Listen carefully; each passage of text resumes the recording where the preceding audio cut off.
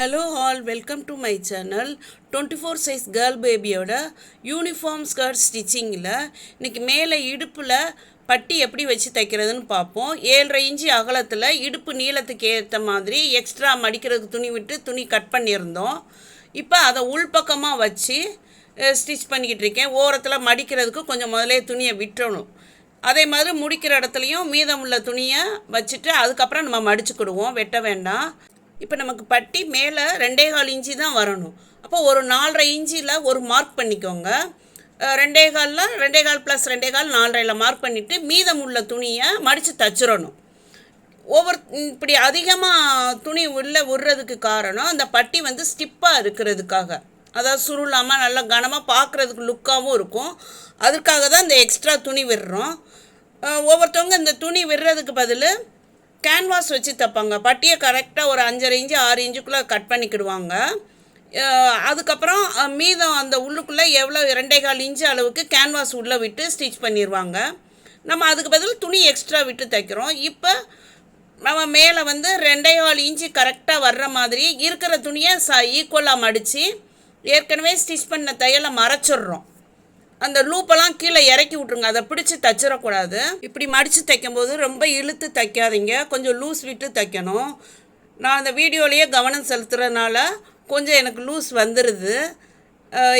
இப்போ அந்த முடிக்கிற இடத்த உள்ளே மடித்து விட்டுறணும். மடித்து விட்டு நல்லா ஸ்டிச் பண்ணிவிட்டு இந்த ஓரத்தையும் நல்லா ஓப்பன் இல்லாமல் கவர் பண்ணி அடிச்சுட்டு கீழே இறக்கி ஒரு தையல் போடணும். அதாவது ஏற்கனவே இப்போ நம்ம ஸ்டிச் பண்ணியிருக்கோம்ல, அந்த தையலுக்கு மேலே ஒரு 1/4 இன்ச்சு, அதாவது பாவடையில் வராமல் பட்டியில் தையலுக்கு மேலே பட்டி மேலே ஒரு 1/4 இன்ச்சு டிஸ்டன்ஸில் இன்னொரு தையல் போட்டணும். அப்படி போட்டால் நமக்கு பட்டி பிரியாமல் ரொம்ப நாள் ஸ்ட்ராங்காக இருக்கும். அதுக்காக தான் இந்த தையல் போடுறது. உங்களுக்கு ரெடிமேட்லலாம் இவ்வளோ தூரம் 2வது தையல்லாம் போட மாட்டாங்க. 2வது தையலை வேறு பெருசாக வேறு வச்சு வேகமாக ஸ்டிச் பண்ணி விடுவாங்க. நான் வீடியோவில் தான் வேகமாக என்னோடய ஸ்டிச்சிங் இருக்குது. நான் கொஞ்சம் ஸ்லோவாக தான் தைச்சேன், சின்ன தையல் வச்சு. அதுக்கப்புறம் இப்போ நம்ம இந்த லூப்பை எப்படி மடித்து தைக்கிறதுன்னு பார்ப்போம். 1/4 இன்ச்சு அளவுக்கு லூப்பை மடித்து விட்டுக்கோங்க. அந்த நுனியை மடித்து நல்லா அந்த ஓரத்தை நம்ம லிஃப்டரை தூக்கி விட்டே அடிக்கணும். ஸ்ட்ராங்காக அடித்தோம்னா தான் ரொம்ப நாள் லைஃப் இருக்கும். லூப் அப்படியே பெல்ட்டில் நிற்கும், இல்லைன்னா சீக்கிரம் பிரிஞ்சு வந்துடும். அந்த மீதமுள்ள துணிலாம் இங்கிட்டு எக்ஸ்ட்ராவாக வெளியே நீட்டிகிட்டு இருக்கும். அதாவது இப்போ பட்டி நமக்கு 2.25 தான் இருக்கும், பட் லூப் அதை விட பெருசாக இருக்கும். நமக்கு அந்த எக்ஸ்ட்ரா மடிஞ்சு நிற்கும். நல்லா லிஃப்டரை விட்டு தூக்கி விட்டு ஸ்டிச் பண்ணிடுங்க.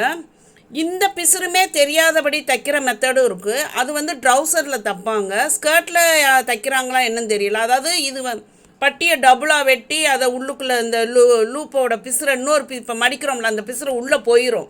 அது மாதிரி ஸ்டிச் பண்ணுற மெத்தடும் இருக்குது. நான் அது ஒரு வீடியோவில் உங்களுக்கு போடுறேன்.